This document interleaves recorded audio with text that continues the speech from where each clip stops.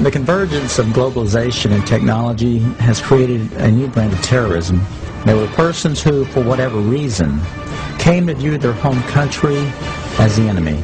The kind of right-wing, religious-based domestic terrorism. Disturbing news tonight about homegrown terror. Part of this is big change in the White House, a new cultural experience, and some of the crazies are coming out of their closet. Right now, it looks like there is no connection between the men arrested and any known terrorist cell. Homegrown. Yeah, homegrown, I should say.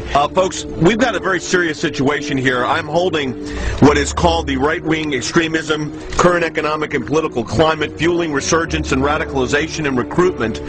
And in it, we talked about the fact that they define pro-lifers as domestic terrorists. They put this in a Department of Homeland Security document, this official assessment, now saying pro-lifers, people that believe in end-time prophecies, people that are opposed to the administration's position on immigration, those of us that are standing up for the sanctity of life and for the sanctity of marriage, all of those are now potential, and this is what they're saying, domestic terrorists. It's a terrorist next door that could be our bigger threat. They call people who believe in the sanctity of life, who believe in owning firearms, who believe in serving their country in the military and coming back, who are very concerned about the policies that this nation is embarking on, spending too much money, taxing too much. It's all listed right here.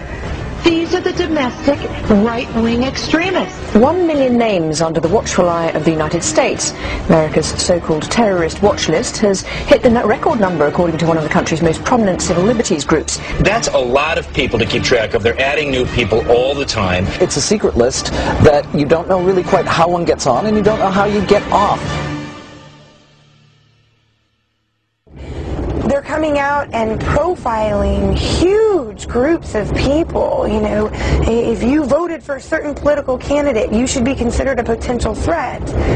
And you couple that with things like the Patriot Act, where if you are a threat in their eyes, you can be held without access to judge, jury, and without access to a lawyer or even to your family.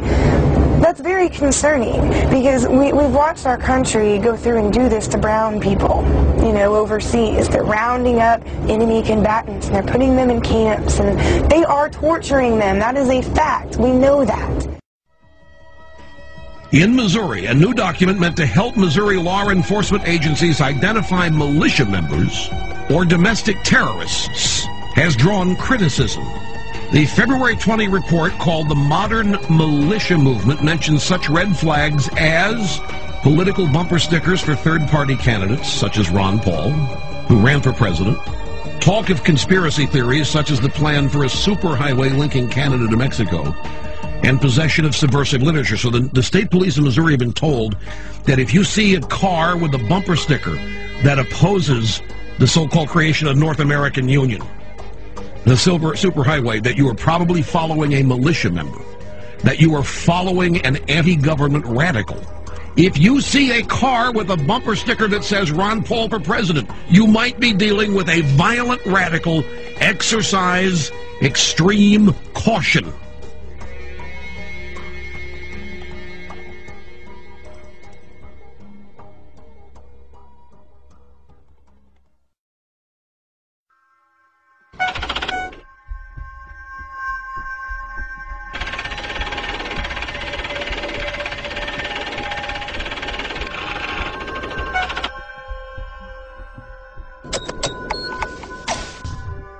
We do know that 28% of their funding comes from the Department of Homeland Security. This is not the first time that a report has been issued to Missouri law enforcement and surrounding fusion centers in other states by the MIAC Center.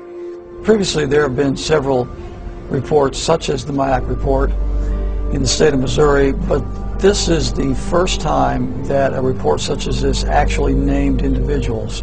Once you label someone in a derogatory manner, an extremist, a potential militia member, terrorist, whatever term is used, for some people the moniker will remain. Before you can persecute people, before you can incarcerate large numbers of people, you have to marginalize them. You have to create the image that these people are dangerous to society, or they're extremists or radicals. Call them what you will. but marginalize them from the mainstream of society so that at that point the rest of society will accept the persecution that might result upon this group. It's been an age-old strategy that's worked in every totalitarian regime in the history of the world, and that's why we're concerned here in the United States when we see this kind of marginalization going on about people who voted for Ron Paul or people who voted for Chuck Baldwin. Now, why are they being marginalized? Why are they being singled out as a potential danger to society? And I think it's shades of the strategies and tactics of totalitarian regimes in history past, and that should never happen in this country. The people in Washington, D.C. haven't represented what was on the American people's minds for a long, long time. They are the most disassociated, discombobulated, disconnected people on this planet. And they necessarily had to do that for all the violations of the Constitution that they've done. Just how far are you willing to go before you stand up and say no more to the federal government?